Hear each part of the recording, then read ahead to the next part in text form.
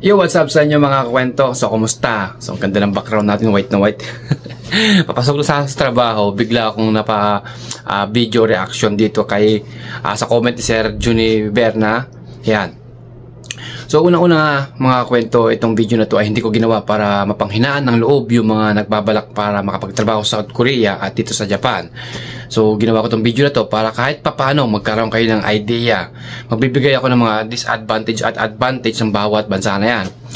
Ako din naman po mga kwento, talagang nagbalak po talaga ako, nagpakasakali po talaga ako na makapagtrabaho o makapunta sa bansang South Korea. Una-una mga kwento, magbigay tayo ng mga advantage o mga benepisyo na pwede nating makuha sa South Korea kapag tayo ay nakapasok bilang isang EPS worker sa South Korea. Unang-una mga kwento, talaga napakalaki ng sahod ng South Korea. Lalo ngayong 2024, ang minimum nila monthly ay 85,000 sa Philippine money. So wala pa po yung overtime mo dun, wala ka pang night differential, wala ka pang Sabado, so hindi pa kasali yung mga yon, wala pa yung mga bonuses. So napakalaki talagang diferensya ng papasahod ng South Korea kaysa sa mga ibang bansa. Kapag kayo po ay nakachamba, nakatagpo ng company na libre ang meron siyang palibre ang pabahay, palibre ang kuryente, ang tubig, ang internet, palibre ang free shuttle, hatid sundo ng mga bus company sa inyong mga pupuntahang trabaho. Yan, ilan lang po yan, palibre. Meron halimbawa, may mga company po talaga doon sa South Korea, kagaya ng pinsan ko na meron po silang natatanggap na bonus kada 3 buwan at meron silang palibreng pabigas. Yan lang po yan sa mga talagang magandang benepisyo pag kayo ay nakapasok ng South Korea bilang isang EPS worker. So meron nang pabonus na pabigas, meron pang pabonus na kada 3 buwan na matatanggap. Ang kagandahan pa sa South Korea ay hindi lang pang good for 4 years and 8 months, pwede ka pang i-extend hanggang 10 years. So after ng kontrata mo doon, napakalaki pa rin na maiuwi mong pera galing sa gobyerno ng South Korea na pwede mong panimula dito sa Pilipinas. So napakalaking bagay po talaga. Yan po mga nakikitong advantage ng mga ng South Korea. So at saka napakaganda ng South Korea, napakalinis. At dito po sa South Korea mga kwento, so dito sila ay 39 years old pababa, kahit wala kang experience, wala kang kahit napakarami mong tattoo, kahit na ikaw ay grade 6 lang, kahit na ikaw ay ang importante po sa South Korea mga kwento, may pasan nyo po yung EPS exam at yung skill test na tinatawag nila. Wala ko silang pakialam sa background mo kung ikaw po ay undergraduate ng elementary. Wala ko silang pakialam. Ang importante po sa South Korea, kailangan nyo may pasa yung EPS exam at yung skill test. So yun po. At sino naman bang Pilipino ang hindi gusto makapunta at makapagtrabaho ng South Korea? At lalo, napakalaki talaga ng kanilang monthly salary pagka tayo ay factory worker. So, kung doon pa lang titignan mo, ay talagang panalo na po kayo pag kayo ay naswertehan yung makapagtrabaho sa South Korea. So, dumako naman tayo dito sa Japan. So, ano naman ba ang magandang pwede nating masabi na advantage dito sa Japan? So, unang-una, ako po ay nasa Japan. Unang-una, once na kayo ay na-select ng mga Japanese employer dito sa Japan, so mag-aaral po tayo ng Nihongo kung tawagin. So kadalasan po talaga pag once na na-select ng mga Japanese employer ay nalilibre yung kanilang pag-aaral. Wala pong babayaran. Zero po tayo sa tuition fee ng pag-aaral ng Japanese language sa Pilipinas at dito po sa Japan. So doon pa lang po ay panalo na tayo kasi libre pag-aaral. So kung ikaw mag-shoulder, medyo malaki ang babayaran pagka shoulder mo yung tuition. Unang salta mo pa lang dito sa Japan, magbibigay na po sila ng siyam na lapad. So allowance nyo po yung for good for 2 months.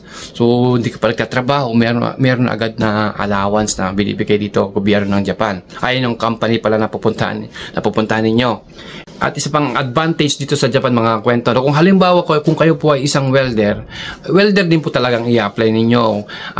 Hindi po kagaya sa South Korea na wala po kang idea kung ano maging trabaho nyo. Pagdating po dito sa Japan, kung kayo po ay welder, naka-line up po kayo bilang isang welder. Yan ang pong kagandahan dito sa Japan. Kung welder ang skilled mo, welder ka po. Kung halimbawa pintor ka po. Kung machinist ka. Hindi ka pa pwedeng mag-machinist, pupunta ka sa welder.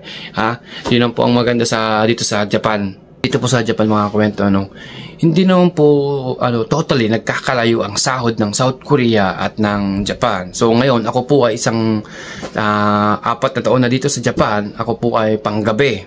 Nag-OT po ako ng 2 hanggang 3 oras kada araw. Meron po kaming Sabado na pinapasok. Meron po akong night differential. So ang malinis kong sinasahod kada buwan po dito ay nasa 70 to 90,000 sa Philippine money. So napakalaki din po para sa akin na yun, ha. Para sa akin po napakalaki pa rin ng 70 to 90,000 kada buwan sa Philippine money. Yan, ha. Tapos kung sa pasyalan, sa lugar, sa ganda ng mga tanawin dito ay hindi naman po magpapauli ang Japan.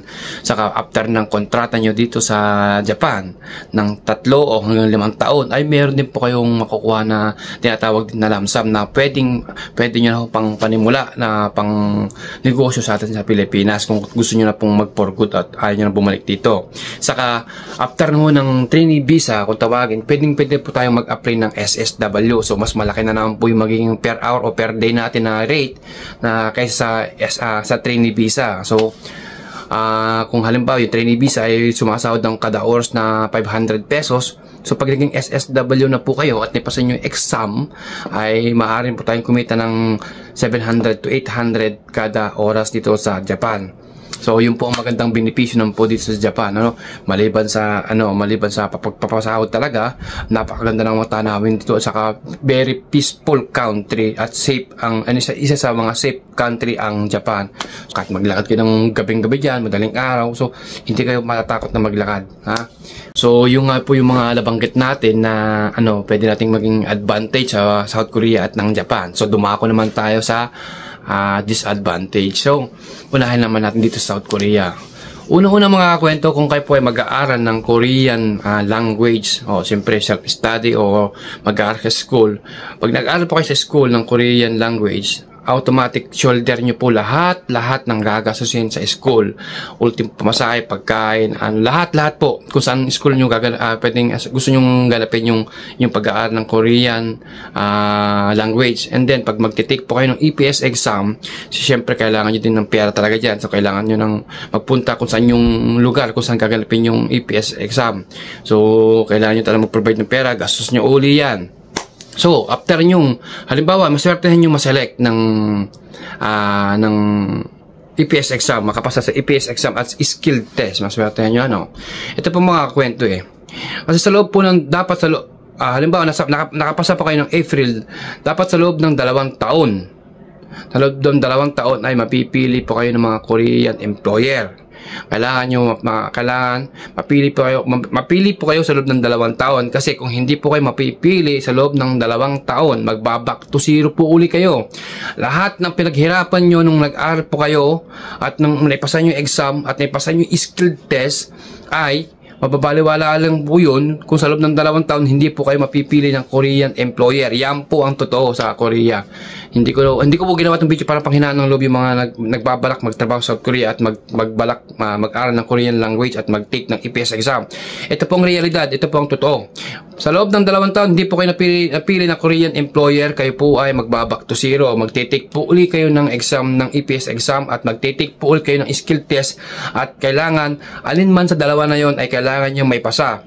Ang either man ang EPS exam, kailangan nyo ipasa, at ang skill test. Ngayon, kung halimbawang naipasa nyo na yung skill test at yung EPS exam at napili po kayo ng mga Korean employer na makapagtrabaho sa South Korea, ngayon, hindi naman po kayo pwedeng mamili ng trabaho. Kung ano po yung dadatnan yung trabaho sa South Korea, yun po ang magiging trabaho ninyo.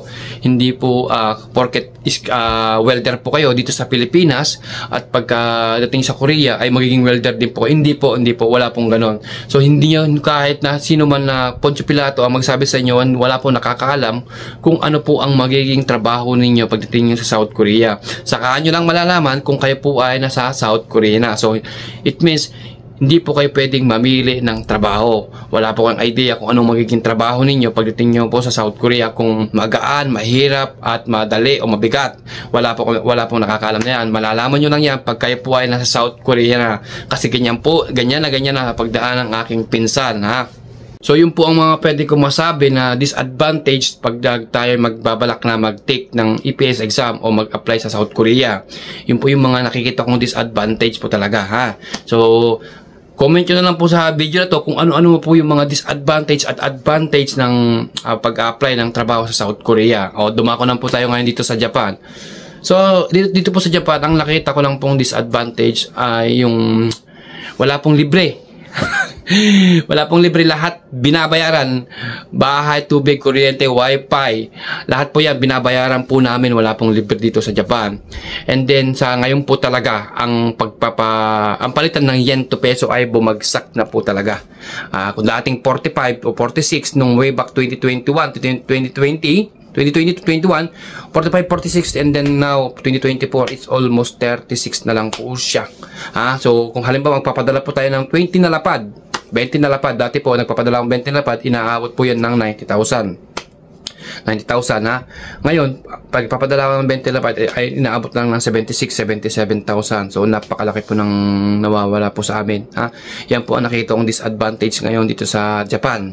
So, yun lang po. So, paano? Hanggang sa muli. Salamat.